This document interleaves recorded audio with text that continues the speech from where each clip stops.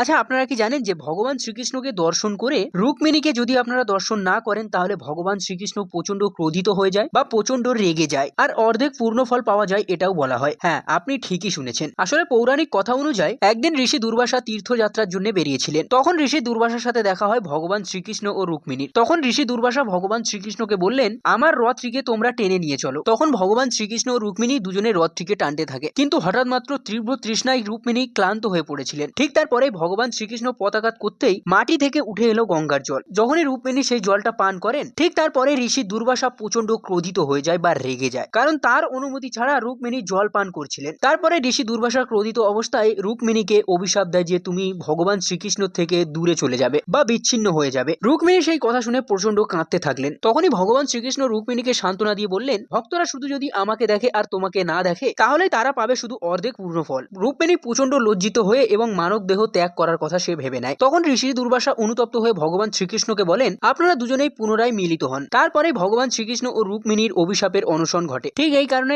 আজও অনেক জায়গাতে ভগবান শ্রীকৃষ্ণের পাশাপাশি রুক্মিণীর দর্শন অপরিহার্য। এই কথাটা কি আপনারা জানতেন? অবশ্যই কমেন্টে বলবেন। আর হ্যাঁ, জয় শ্রী কৃষ্ণা বা জয় শ্রী হরি লিখতে একদমই ভুলবেন না।